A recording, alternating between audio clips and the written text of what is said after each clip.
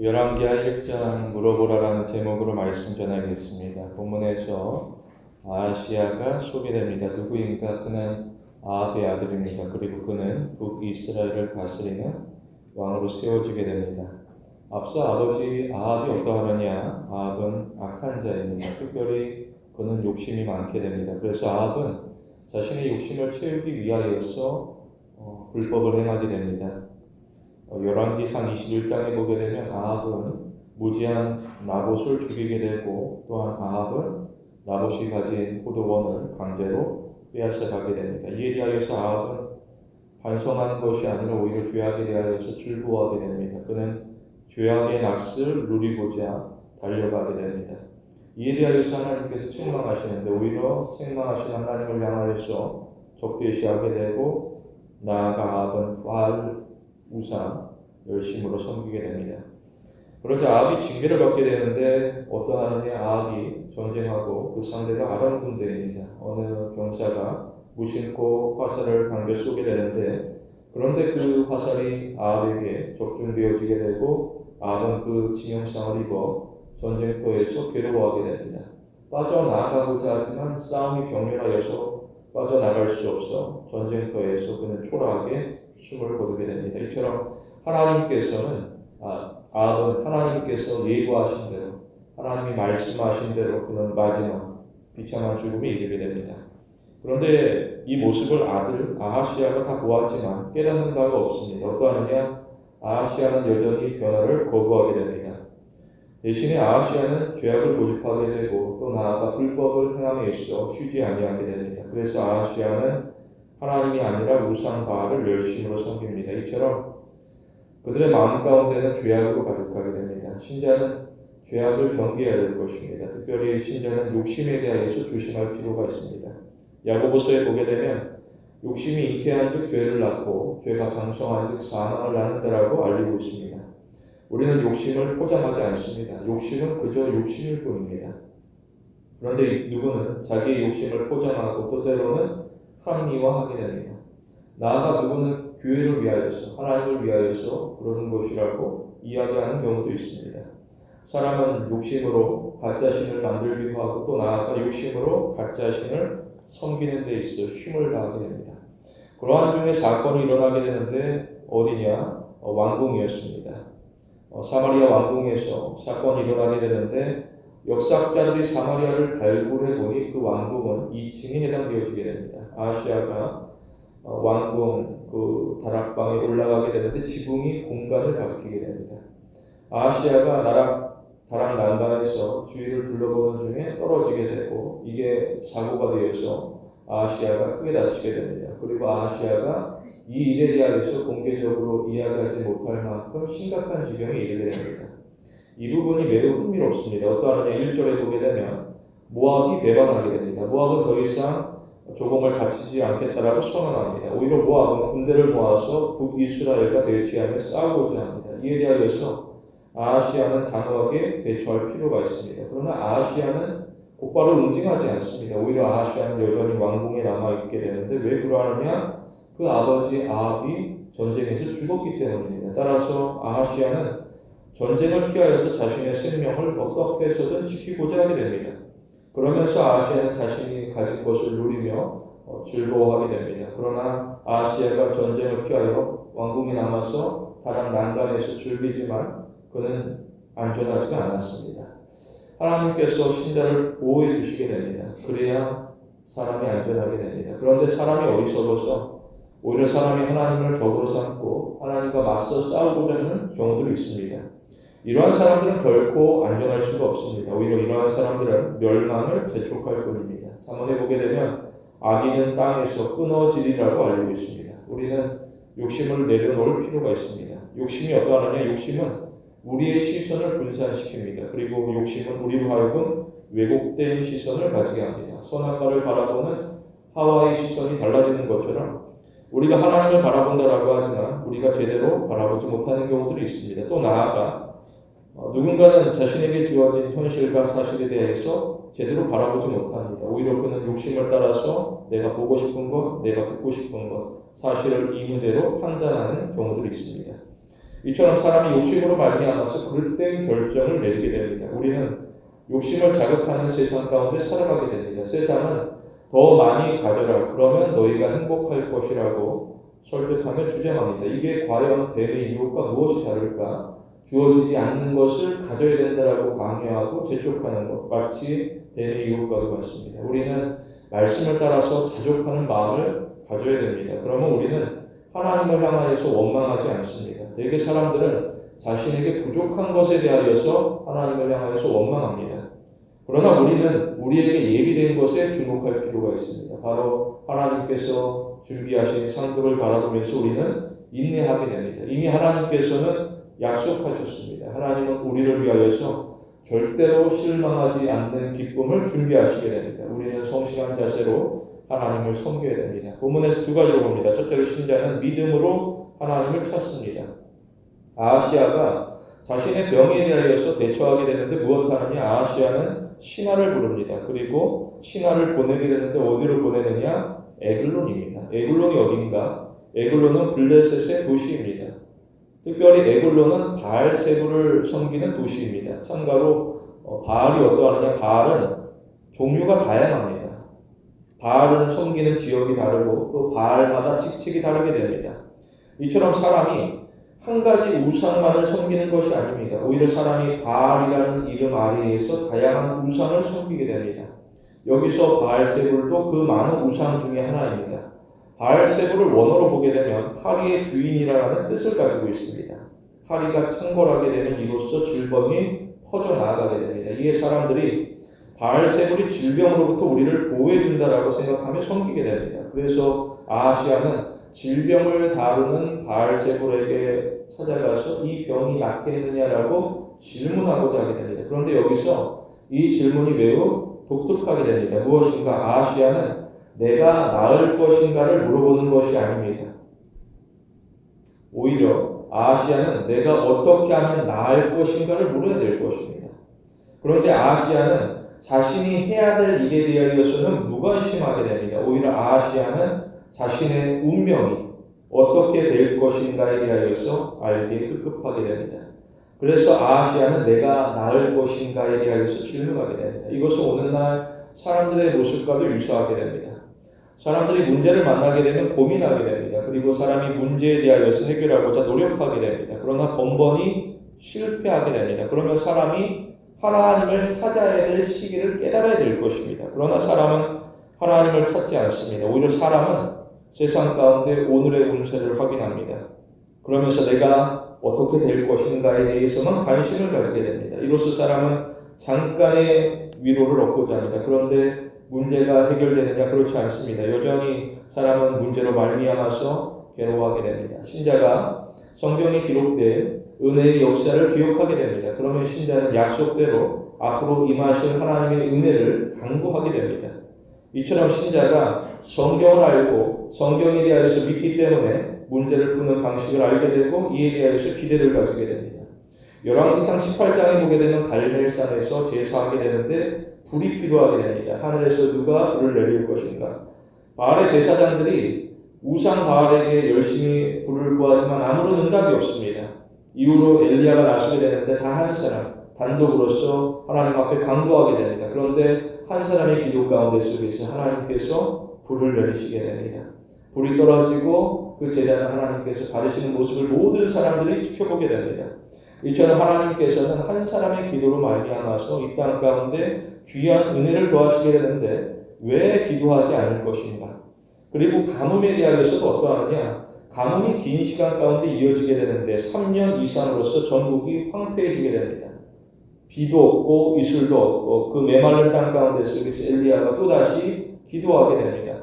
한 사람의 기도, 산꼭대기에서 혼자 아무도 보지 않는 중에 간절하게 기도하는 중에 은밀하게 보시는 하나님께서 들으시게 되는데 비가 내리게 됩니다. 그것도 적은 비가 아니라 많은 비가 쏟아지며 그동안의 모든 상처와 아픔을 씻어버리게 됩니다. 이처럼 바알은 우상을 해결하지 못하지만 하나님께서는 능히 문제를 해결하시게 됩니다. 이것을 아들 아하시아가 모르느냐? 그렇지 않습니다. 아버지 때 일어난 일을 그는 너무나도 잘 알고 있습니다. 이것은 유명한 사건입니다. 그러나 아하시아는 절대로 하나님에게 나아가지 않습니다. 아하시아는 하나님을 믿지 않을 뿐더러 오히려 의심만 하게 됩니다. 과연 하나님께서 모든 것을 주관하시겠느냐? 나의 삶을 하나님께 맡기지 않겠다라고 그는 단호하게 결심합니다. 대신에 아하시아는 알지도 못하는 바알세불을 신뢰하며 자신의 삶을 바알세불에게 의탁하고자 하게 됩니다. 현대에도 돌아보면 우상이 다양하게 됩니다. 사람들은 하나님이 아니라 내가 알지 못하는, 그러나 내가 바라는, 내가 꿈꾸는 무언가를 향하여서 의지하면 그것이 바로 우상이 되어지게 됩니다. 예를 들어 돈이 나를 지켜줄 것이고, 성공이 나를 지켜줄 것이고, 또 권력이 나를 지켜줄 것이다. 미지에 대하여서 우리가 기대를 가지고서 의탁하고자 하게 됩니다. 그러나 실제로 돈이 나를 보호해주느냐, 성공이 나를 보호해주느냐, 권력이 나를 보호해주느냐, 세상에 이들을 가진 사람들이 하나같이 하는 말이 돈이나 성공이나 권력이 나를 지켜주지 않는다라고 수없이 얘기하지만 사람들은 거기에 대해서 귀를 기울이지 않습니다. 그저 내가 듣고 내가 보는 대로 쫓아갈 뿐입니다. 사람은 특별히 아하시아처럼 한 가지 우상만을 섬기는 것이 아닙니다. 오히려 여러 가지 우상들을 열거해놓고 그 중에서 자신의 마음에 드는 대로 기꺼이 찾아가며 섬기게 됩니다. 이것은 마치 보험과도 유사하게 됩니다. 보장의 항목들이 다르고 보장의 범위가 다르기 때문에 다양한 신들을 섬기는 것이 내게 유익이 된다. 더 많은 신들을 내가 쫓아가자라고 노력하게 됩니다. 그러나 신자는 한 분 하나님만으로 충분하게 됩니다. 우리는 한 분 하나님을 섬기게 됩니다. 그 이유가 무엇인가? 하나님은 전능하시기 때문입니다. 창세기에 보게 되면 하나님께서는 나는 전능한 하나님이라고 설명하고 있습니다. 우리는 하나님을 가까이 합니다. 예레미야에 보게 되면 하나님은 능치 못할 일이 없다라고 알고 있습니다. 그런데 사람들이 자신의 생각대로 하나님의 능력을 축소하고자 합니다. 사람들은 자신의 틀 안에 하나님을 가두고자 하게 됩니다. 그러나 하나님을 자신의 생각대로, 자신의 틀 안에 절대로 가둘 수가 없습니다. 오히려 요한계시록에 보게 되면 하늘의 허다한 무리가 찬송하기를 할렐루야, 주 우리 하나님 곧 전능하신 이가 통치하신다라고 노래하게 됩니다. 우리는 자신의 연약함을 인정하며 또 나아가 전능자의 그늘 아래로 피해를 것입니다. 누구나 사정이 있고 누구나 연약하며 누구나 괴로움이 있습니다. 대적은 신자가 겪는 가장 약한 부분에 대하여서 가장 먼저 공격하게 됩니다. 이처럼 대적이라는 것은 신자를 무너뜨리기 위하여서 비겁하고도 강교한 일을 행하게 됩니다. 이로써 신자는 신자에게 주어진 기쁨을 빼앗아가게 됩니다. 그리고 대적은 신자와 하나님 사이의 관계를 깨뜨려버리게 됩니다. 그리고 대적은 신자가 증언하는 성경의 약속에 대하여서 훼손하고자 하게 됩니다. 따라서 신자는 대적의 공격에 대하여서 미리 대비할 필요가 있습니다. 우리는 하나님의 말씀으로부터 떠나지 아니하는 용기를 가져야 됩니다. 사람은 최악의 상황들을 생각하게 됩니다. 내가 겪는 어려움 가운데 앞으로 더 닥칠 풍랑과 환난과 폭풍 가운데 속에서 내가 어떻게 될까? 사람들은 더욱 두려움을 느끼게 됩니다. 그러나 하나님께서는 미리 피할 길을 우리에게 마련하셨고 준비하시게 됩니다. 요나가 바다에 빠졌지만 이미 그 아래로 큰 물고기가 기다리고 있듯이 하나님께서는 우리를 위하여서 예비하신 은혜를 거두지 아니하게 됩니다. 따라서 우리는 신앙의 훈련에 있어서 주저하지 않습니다. 우리는 신앙의 훈련에 대하여서 여기까지만 내가 하고 그 이상 하지 않겠다라고 선을 정해놓지 않습니다. 오히려 우리는 하나님께서 우리에게 허락하시는 대로 그 신앙의 훈련을 계속해서 이어가야 될 것입니다. 우리는 우직한 신앙을 가져야 됩니다. 우리는 반복에 지치지 않습니다. 왜 하나님께서 나로 하여금 이렇게 힘들게 하실까? 누군가는 신앙의 훈련에 대하여서 지겨워하게 됩니다. 40년 광야길에 대하여서 하나같이 사람들이 원망하지만 하나님께서 하시는 말씀이 무엇인가? 너희의 신발이 헤어지지 아니하고 너희 옷이 떨어지지 아니하는 것을 보라. 그들의 삶 가운데 속에서 하나님께서 여전히 지켜주시고 그 세미한 부분 가운데 관심을 두고 계심을 이야기하시게 됩니다. 그러나 사람들은 뭐라고 하느냐? 내가 하나님 인도하는 대로 가지 아니하고 오히려 내 마음에 드는 대로 떠나기를 요청하며 떠나고자 하게 됩니다. 그러나 우리는 신앙의 훈련에 있어 꾸준하게 됩니다. 우리는 목적지에 도착할 때까지, 우리는 주께서 정하신 목적지에 도착할 때까지 멈춰서는 안 됩니다. 이로써 우리는 그리스도의 장성한 분량에 이르기까지 성장해야 될 것입니다. 둘째로 신자는 믿음으로 두려움과 맞서 싸웁니다. 아하시아가 사고로 크게 다치게 되는데 이게 과연 우연인가? 그렇지 않습니다. 이것은 하나님의 징계입니다. 하나님의 징계에는 특징이 있습니다. 무엇인가? 원인 없는 징계는 없다라는 것입니다. 잠언에 보면 까닭 없는 저주는 이루어지지 않는다라고 알고 있습니다. 아무리 저주해도 그 까닭이 없으면 이루어지지 않는다. 이처럼 하나님께서는 아하시아에게 징계를 통하여서 경고하시게 됩니다. 하나님에게로 돌아오라. 더 이상 세상이 아니라 하나님을 의지하라 이야기하시게 됩니다. 하나님은 능력이 있습니다. 어떠하느냐? 하나님은 악인을 심판하시게 됩니다. 따라서 사람은 자신을 점검해야 되고 또 나아가 성경에 비추어서 죄에 대하여서 회개해야 될 것입니다. 그러나 아하시아는 이 모든 일을 거부하게 됩니다. 오히려 아하시아는 하나님을 향하여서 반역하는 데 있어 더욱더 힘을 기울이게 됩니다. 이처럼 아하시아는 고의적으로 불순종하게 되는데 그 목적이 무엇인가? 아하시아는 하나님을 불쾌하게 만들고자 하게 됩니다. 그리고 아하시아는 하나님께서 분노하심에 대하여서 흐뭇해하게 됩니다. 마치 내가 하나님을 괴롭히는 것만 같습니다. 내 손에 하나님을 움켜쥐고서 흔드는 것만 같습니다. 그러나 하나님께서 나서시게 되는데 하나님은 어떠한 분이신가? 하나님은 의로운 분으로서 죄악의 원수가 되어지게 됩니다. 따라서 하나님은 날마다 악인에게 진노하십니다. 시편에 보게 되면 하나님은 의로우신 재판장이시라 매일 분노하시는 하나님이라고 알고 있습니다. 이어서 사람이 회개하지 아니하면 그가 그의 칼을 가심으로 그의 화를 미리 당겨 예비하셨다라고 알리고 있습니다. 죄악에 대하여서 하나님께서는 절대로 눈 감아두지 않습니다. 반드시 보응하시게 됩니다.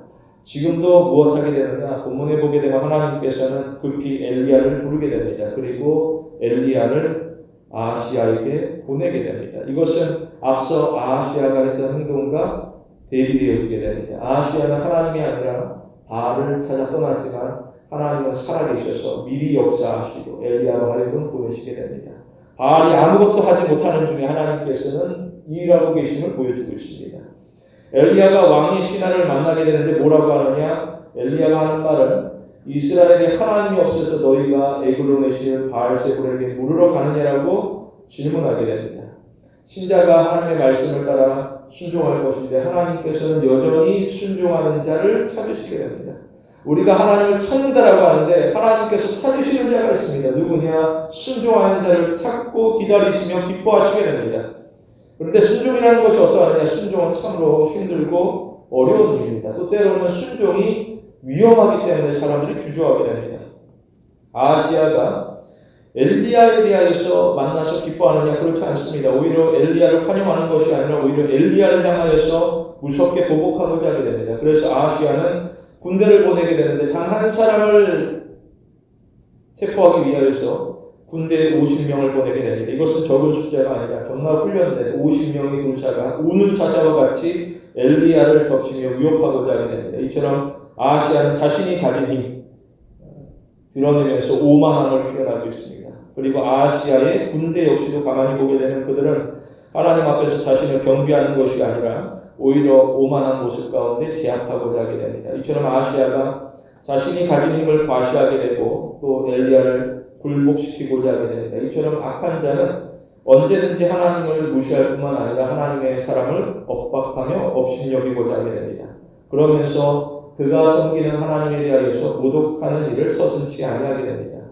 지금 아하시아가 보여주는 모습은 어떠하느냐? 하나님을 향하여서 보내는 견딜 수 없는 조롱과 모욕을 그는 행하고 있습니다. 이러한 상황이라고 한다면 아무리 믿는 자라 할지라도 때로는 두려워하게 됩니다. 50명이 나 한 사람을 찾기 위해서.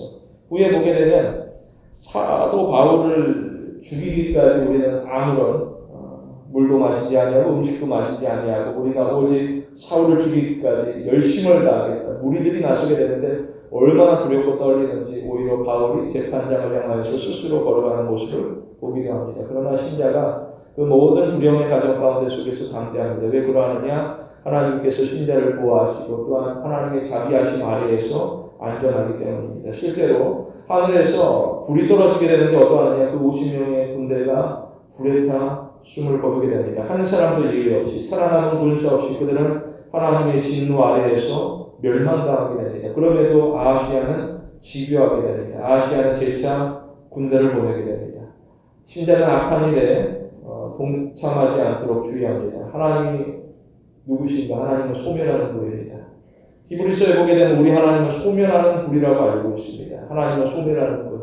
죄악에 대하여서 소멸하시고 불순종에 대하여서 소멸하시고 하나님 앞에서 의로우지 않은 자를 소멸하시는 것. 그래서 신명기에 보게 되면 하나님은 맹렬한 불과 같이 너희 앞에 나아가신즉 하나님이 그들을 멸하사 너희 앞에 엎드려지게 하시리니 하나님이 너에게 말씀하신 것 같이 너는 그들을 쫓아내며 속히 멸할 것이라고 알리고 있습니다. 신자가 하나님 앞에서 해야 될 일은 속히 순종하는 것입니다. 순종에 있어서 지체하지 말라라고 강조해주고 있습니다. 이것은 오늘날에도 마찬가지입니다. 하나님께서는 자신의 계획을 이루기 위하여서 특별한 사람을 찾는 것이 아닙니다. 오히려 하나님은 용기 있게 순종할 준비가 되어 있는 그저 평범한 사람을 찾으시게 됩니다. 그리고 순종하고자 하는 자, 그가 하는 일에 있어서 세상 어느 누구도 막아설 수가 없습니다. 왜냐? 하나님께서 함께 하시기 때문에 하나님의 의로운 손이 그를 붙들고 계시기 때문에 순종하고자 하는 자, 순종에 있어 힘을 다하는 자를 세상이 해할 수가 없습니다. 우리는 사람의 비율을 맞추지 않습니다. 세상에서 사람들이 사람의 비율을 맞추며 거기에서 유익을 얻고자 하지만 오히려 우리는 하나님의 마음을 살피고 하나님이 기뻐하시는 일을 행하고자 노력하게 됩니다. 그러면 하나님께서 축복하십니다. 세상 가운데 우리가 보화를 쌓아두는 것이 아니라 하늘의 보화를 쌓아두는 것 바로 순종입니다. 순종. 이사야에 보게 되면 너가 즐겨 순종하면 땅의 아름다운 소산을 먹을 것이라고 알고 있습니다. 따라서 순종하는 것은 우리에게 위기가 아닙니다. 우리가 순종으로 말미암아 어려움에 처할 수 있으나 그러나 순종은 우리에게 새로운 기회로 주어지게 됩니다. 그리고 순종의 선택들이 모여서 인생의 결과를 도출하게 됩니다.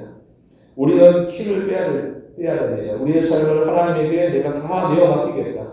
예를 들어서 수영하게 되는데 사람이 빨리 가고 싶습니다.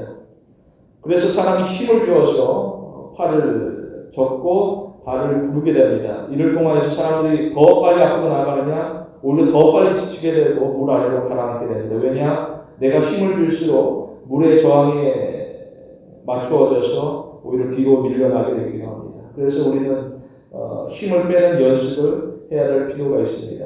우리가 일상 가운데 일상의 파도를 만날 때 어떠해야 될 것인가 나의 힘으로 한번 헤쳐나가보자. 그러나 우리가 하나님의 인도하심을 믿는다라고 한다면 하나님의 인도하심을 믿으면서 우리가 최선을 다해야 될 것입니다.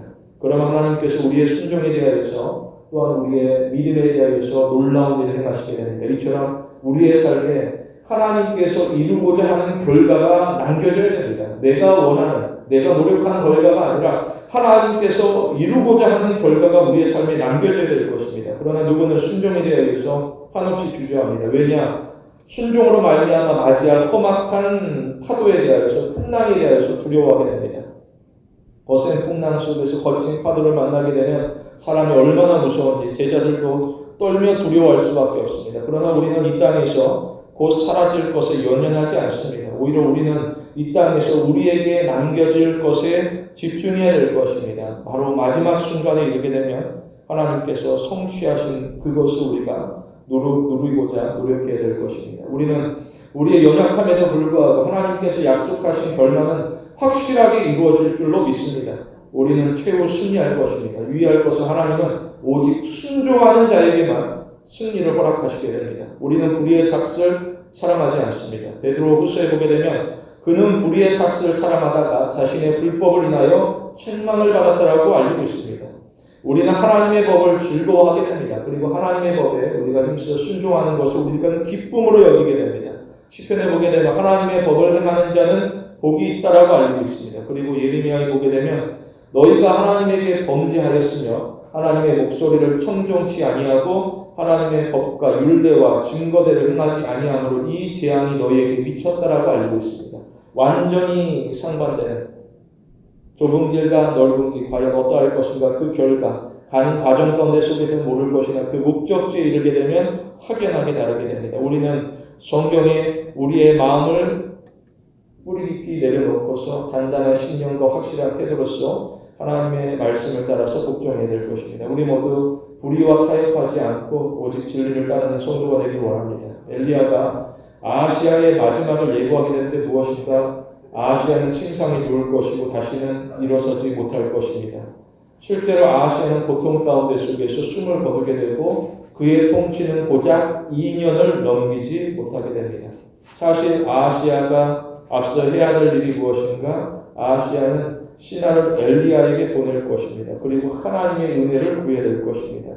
이처럼 아하시아는 자신을 경비해야 될 것이고 오히려 하나님의 사람에게 자신의 병을 위하여서 기도해 줄 것을 간청해야 될 것입니다. 그러나 아하시아는 하나님께서 보내신 엘리야 앞에서도 끝까지 거부하게 됩니다. 아하시아는 신하를 보내어 경비하는 것이 아니라 오히려 군대를 보내어 위협하고 제압하고자 하게 됩니다. 이것은 오래전 사울의 모습과도 유사하게 됩니다. 사울이 마지막에 전쟁하게 되는데 그가 궁지에 몰리게 됩니다. 그러자 사울은 하나님이 아니라 신접한 여인에게로 찾아가게 됩니다. 그래서 사울이 힘을 얻느냐? 그렇지 않습니다. 오히려 사울은 신접한 여인의 만남 가운데 속에서 더욱 절망하게 되고 파멸에 두려워하게 되며 또 나아가 비참한 죽음에 이르게 됩니다. 이처럼 사람이 하나님을 떠나서 살아가고 또한 세상에서 위로와 격려를 얻고자 하게 됩니다. 여전히 오늘의 운세를 살펴보는 사람들이 얼마나 많이 있습니까? 그러나 사람은 평안을 맞이할 수가 없습니다. 여전히 사람은 불안하며 근심으로 가득하게 됩니다. 우리는 진실하신 하나님을 경외합니다. 하나님이 어떠하느냐? 하나님은 겸손한 자를 지키시게 됩니다. 그리고 하나님은 악한 자를 무너뜨리시게 됩니다. 시편에 보게 되면 하나님이 겸손한 자를 붙드시고 악인은 땅에 엎드려 트린다라고 알리고 있습니다. 이처럼 하나님께서 능력이 있으시다. 악인은 멸망당할 것이나 신자는 구원을 얻게 된다. 우리가 하나님의 말씀에 복종함으로 말미암아서 우리는 하나님의 뜻에 합당한 삶을 살아가게 됩니다. 우리는 세상에 속한 자가 아니라 하나님에게 속한 사람으로서 살아갑니다. 따라서 우리는 주일로 그치는 것이 아니라 매일의 삶 가운데 날마다 하나님의 말씀에 묵상하며 순종하기를 힘쓰게 됩니다. 그런데 사람들이 하나님을 신뢰하지 아니하게 됩니다. 그래서 사람이 세상에서 행복을 찾아 헤매이게 되는데 이것은 마치 신기루와도 같습니다. 사람들은 자신이 상상하는 궁극적인 행복에 도달할 수가 없습니다. 그러나 신자는 다른 삶을 살아갑니다. 신자는 일상 가운데 감사의 제목이 넘치게 됩니다. 왜 그러느냐? 하나님께서 신자를 지켜 보호하시기 때문입니다. 신명기에 보게 되면 마지막 이르러서 하는 말이 무엇인가? 광야 가운데 속에서 끊임없이 헤매이는 자들이지만 오히려 하나님께서 그들 가운데 하시는 말씀은 이스라엘아 너는 행복한 사람이로다. 하나님의 구원을 너같이 얻은 백성이 누구냐? 그는 너를 돕는 방패시요 너의 영광의 칼이시로다. 너의 대적이 너에게 복종하리니 너는 그들의 높은 곳을 밟으리라라고 알리고 있습니다. 광야 가운데 속에서도 하나님께서는 한시도 이스라엘을 잊지 아니하시고 기억하시게 되고 그들 가운데 미리 준비하시며 기다리시게 됩니다. 그게 무엇인가? 두 가지. 심판이고 또한 은총이 되어지게 됩니다. 열왕기하 후반에 보게 되면 20장에 가게 되는 히스기야도 병이 들게 됩니다. 믿는 자도 병이 들게 됩니다.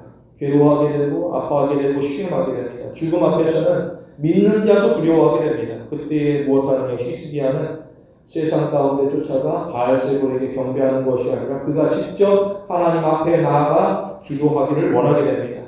그가 간절히 기도하게 되자 그가 병에서 낫게 되고 또 나아가 15년을 더 살게 됩니다. 이처럼 하나님께서는 믿음으로 순종하는 자, 간구하는 자, 따르는 자에게 예비된 은혜를 부어주시게 됩니다. 따라서 우리는 하나님을 끊임없이 갈망해야 될 것입니다. 그리고 우리는 하나님이 주시는 은총을 간절히 소망해야 될 것입니다. 그때까지 우리는 잠들지 않습니다. 우리는 어두운 세상 가운데 속에서도 그리스도인에게 부여된 의무를 이행하게 됩니다. 특별히 우리는 세상의 소금입니다.